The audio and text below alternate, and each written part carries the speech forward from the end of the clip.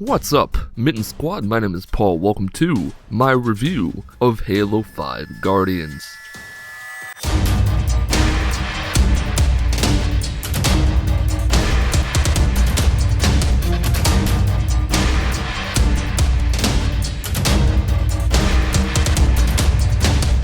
I'll start with the campaign, and then I'll move on to the multiplayer. Halo 5 takes place sometime after the events of Halo 4, where, spoilers, Cortana dies to save Master Chief from the Didact. We are immediately plunged into battle playing as Agent Locke, a Spartan tasked with finding Master Chief. You're also introduced to Blue Team later on in the game. The problem is, unless you've read the books or watched the Fall of Reach animated film that comes with the limited editions of Halo 5, we don't know who any of these people are except for Master Chief. All you know about Locke is that he's been given orders to find Master Chief, and that's it. We're not told why we should care about anyone else, aside from the characters we already know. It's not like these other Spartans aren't relevant to the story, because they do play a role in some degree, but it's not like these other Spartans aren't relevant to the story because they're involved, they talk, but they feel more like background companions that are just there for the sake of having a team, rather than fellow Spartans that are actually important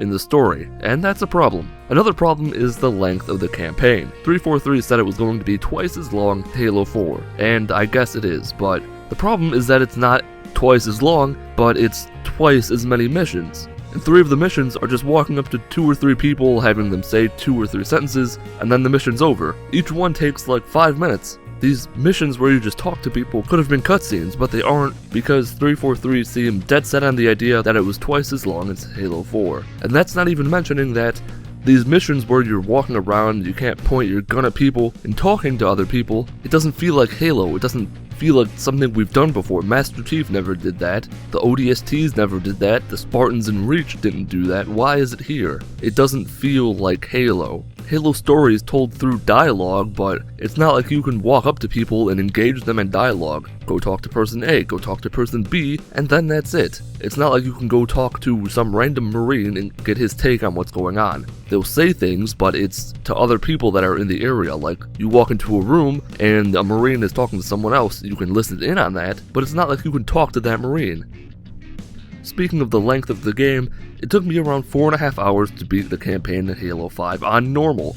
Halo 4 took longer on easy the first time through. As for the actual story of the game, it's not that great. The game feels like more of a setup for Halo 6 rather than a sequel to Halo 4. Most of the time you're playing as Agent Locke and you're trying to find the Master Chief, and this should feel like a big deal. Master Chief is the soldier who saved humanity from the Flood, from the Covenant, from all this stuff, and it just feels like you're just tracking some guy down. And Locke doesn't seem to care. To him, it just seems like another mission. And I guess that could be his personality. He's a military guy through and through, but finding Master Chief should feel like an incredible task, but it doesn't. Nobody really acts like it's a big deal.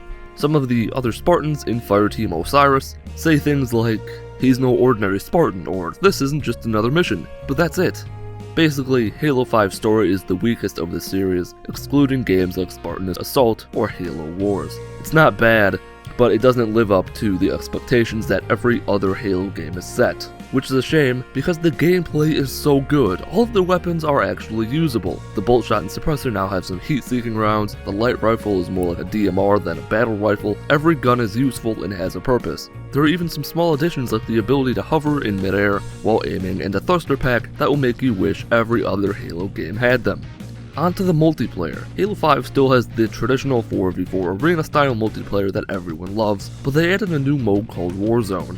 Warzone is a 12v12 domination style battle on a big map where you are free to use any tactic you want thanks to the new addition of rec packs and rec points. Rec packs are cards that are either permanent unlocks or one-time use cards. Get a Scorpion card from a rec pack, and once you reach rec level 7 in a Warzone game, you can call on Scorpion. You can buy rec packs with real world money, or you can buy them using the in-game currency. You can also sell rec cards for more rec points if you don't plan on using a specific card. One thing that would be nice to have is daily or weekly challenges that will give out more rec points. It would be a small addition that would really keep people coming back. And just like in the campaign, every weapon in both Arena and Warzone feels balanced and useful. And thanks to dedicated servers, the gameplay is constantly smooth and there's no lag. But as fun as Warzone is, there's only 3 maps for the mode, despite it being so heavily promoted. 3 maps is not a lot. Speaking of maps, none of them really stand out like the maps from any previous Halo game. Halo 4 had Exile and Haven, Reach had Spire and Boardwalk, Halo 3 had Valhalla, and the Pit, you get the idea. But no map in Halo 5 seems to stand out like any of the previously mentioned maps. To wrap this up, Halo 5 Guardians is an interesting game. The campaign is rather lackluster, while the multiplayer is still fantastic, but there are a lot of small flaws that really add up quickly. Unfortunately, Halo 5 isn't a must-own game like the previous Halo titles were. The real saving grace here is the smooth gameplay and the multiplayer. I'm not a big fan of numbered scores, but if I had to give Halo 5 a score, I'd give it something like an 8.8. It's a good game, but it should have been a great game or an amazing game. Alright, that's going to do it for my review of Halo 5 Guardians. If you enjoyed this video, like it. If you didn't like it, dislike it. If you don't own the game and you would like to see a playthrough of it, I am uploading one on my Mitten Squad Extra channel with no commentary, so you can just enjoy the story. My name is Paul of Mitten Squad. Have a wonderful day.